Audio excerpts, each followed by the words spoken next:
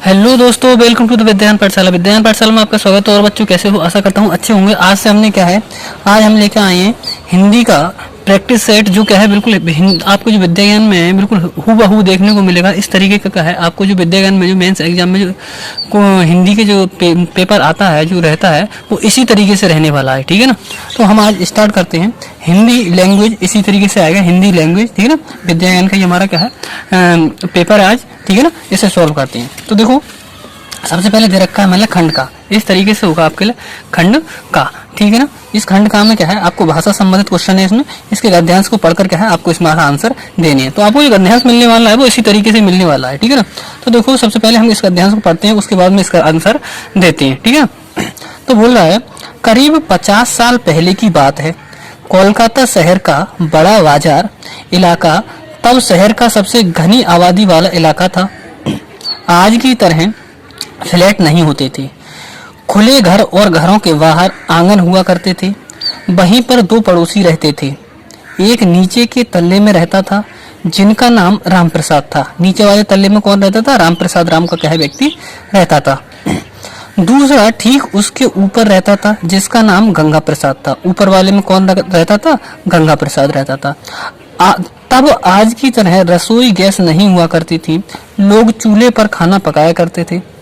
चूल्हे में कोयला जलाते थे, जिससे बहुत धुआं उठता था। राम प्रसाद जब भी चूल्हा चलाता, उसका धुआं गंगा प्रसाद के घर में इस कदर भर जाता कि उसके बच्चे पढ़ लिख नहीं पाते थे। उसकी बूढ़ी माँ का खांसते खांसते बुरा हाल हो जाता था। कई बार वह राम प्रसाद से विनती करता, भाई राम प्रसाद, तुम चूल्हे का मुंह मेरे घर की तरफ ना करके सड़क की तरफ कर दिया करो। इसके धुएं से मेरी माँ बीमार पड़ जाती है और बच्चे पढ़ लिख नहीं पाते। ठीक है ना? हमें इसी तरीके से क्या है, गद्यांश बहुत अच्छे तरीके से पढ़ना है। ठीक है ना? राम प्रसाद इसका मजा लेते हुए कहता, गंगा भाई, इसमें मैं क्या कर सकता हूँ? धुएं का तो स्वभाव है ऊपर उठना, धुआं तो ऊपर ही उठेगा। इसे राम जी का प्रसाद समझकर स्वीकार करो। गंगा प्रसाद कुछ बोल नहीं पाता था। ठीक है? आगे दे रखा है इसमें, इसी तरह परेशानी में दिन बीत रहे थे। एक दिन गंगा प्रसाद का छोटा भाई श्याम उससे मिलने आया। सुबह घर फिर धुएं भर गया। सुबह यानी घर था जो फिर दोबारा से क्या धुएं से भर गया। उसकी बूढ़ी माँ को खांसते खांसते बुरा हाल हो गया, तो खुद श्याम परेशान हो गया।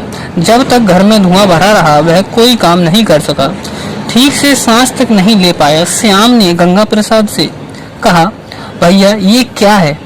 कितना हानिकारक है ये धुआं। मना क्यों नहीं करते पड़ोसी को?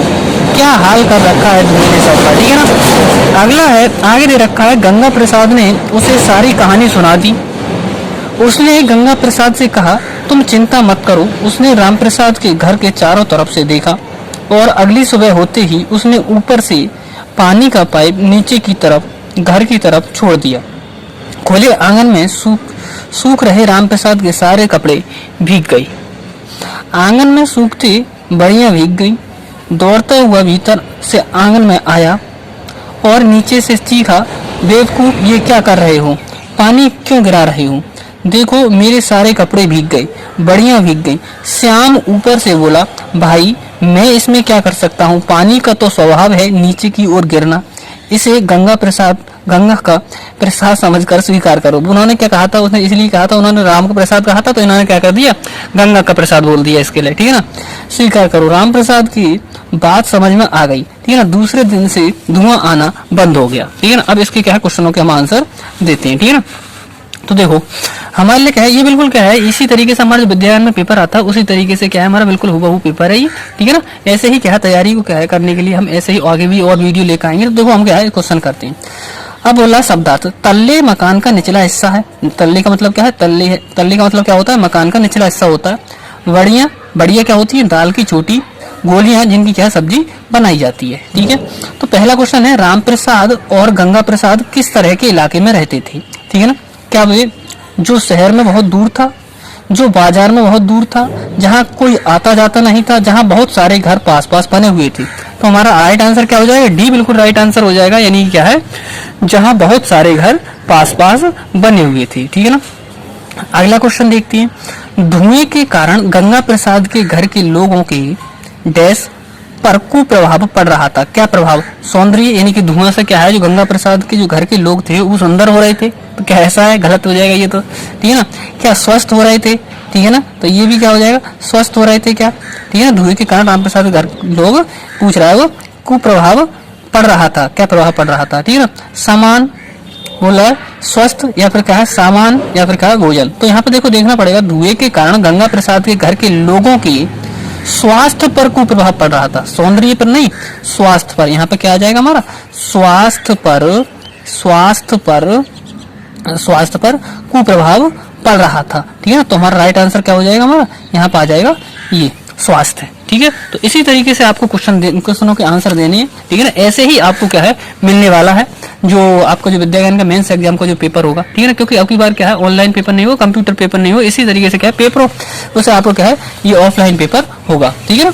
अब इसमें क्या है दूसरा देखते हैं, अगला क्वेश्चन देखते हैं इसी का।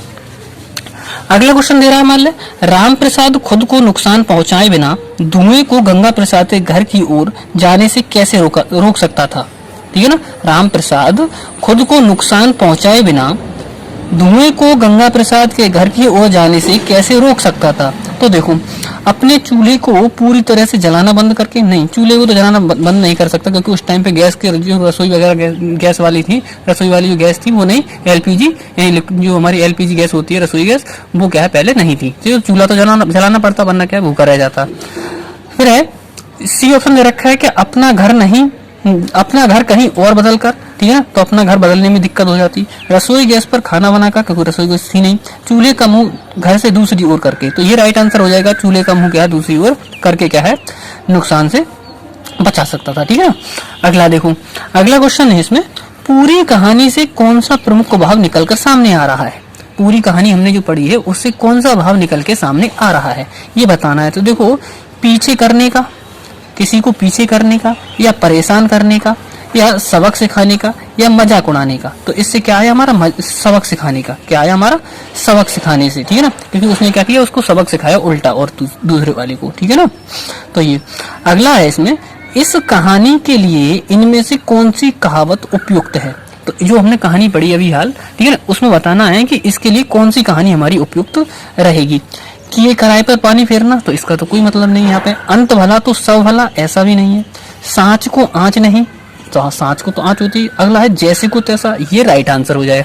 जैसे को तैसा, यानी जैसे वो धुएं के लिए कर रहा था उसको वैसा ही कर दिया उसने, यानी उसने क्या कर दिया, उसमें उसके घर में पानी जला दिया, ठीक है ना। पानी चलाने से क्या कर दिया, वो परेशान हुआ, तो उसे पता चला कि परेशानी क्या होती है, ठीक है ना, तब जाके क्या है वो सुधर पाया, ठीक है ना। तो क्या होगा, जैसे को तैसा। अगला क्वेश्चन देखते हैं, राम प्रसाद को श्याम की बात कब समझ में आई। जब श्याम ने उसको डराया धमकाया, जब उसे अपने किए पर खुद पछतावा हुआ, जब उसने स्वयं वैसी ही परेशानी का अनुभव किया, या जब उसने क्या है बचने की कोई उचित उपाय समझ नहीं आया। तो इसका राइट आंसर क्या हो जाएगा, सी बिल्कुल राइट आंसर हो जाएगा हमारा। जब उसने स्वयं को वैसी ही परेशानी का अनुभव किया, ठीक है ना, यानी क्या है जब उसको पानी, उसके घर में पानी डाला उसने, ठीक है ना, तो वो क्या है उसे खुद परेशानी पता चला कि परेशानी होती क्या है, ठीक है ना। तो ऐसा इससे क्या है पता चल गया, ठीक है ना। उसने क्या कहा था, उसने कह दिया था कि क्या राम का प्रसाद समझ के इसे ग्रहण कर लो, ठीक है ना। जब उसने पानी चला दिया उस घर में, तो उसने कह दिया गंगा का क्या है प्रसाद समझ के उसे ग्रहण कर लो, ठीक है ना। तो उसने ये कह दिया, तब उसे परेशानी समझ में आई कि दूसरे की परेशानी क्या होती है, ठीक है ना। तो हमारा सी ऑप्शन बिल्कुल राइट आंसर हो जाएगा, ठीक है ना। तो ये हमारा क्या है गद्यांश पूरा होता है। अब क्या है अगला क्या है गद्यांश, दूसरे क्या है अगले दिन क्या है दूसरे वीडियो में आने वाला है, ठीक है ना। ऐसे ही क्या है क्वेश्चनों को देखने के लिए इसी तरीके से क्वेश्चन आने वाले, ऐसा नहीं नॉर्मल गद्यांश आते हैं, वो वाले गद्यांश नहीं आते इस विद्या ज्ञान में, ठीक है ना। ऐसे गद्यांश आते हैं पूरा चैप्टर पढ़ के, ठीक है ना। तो ध्यान रखना, ऐसे ही गद्यांश आपको मिलने वाली हैं, ठीक है ना। और इसी तरीके से देखने के लिए आगे को क्या है चैनल को लाइक शेयर और सब्सक्राइब कर लें। Thank you.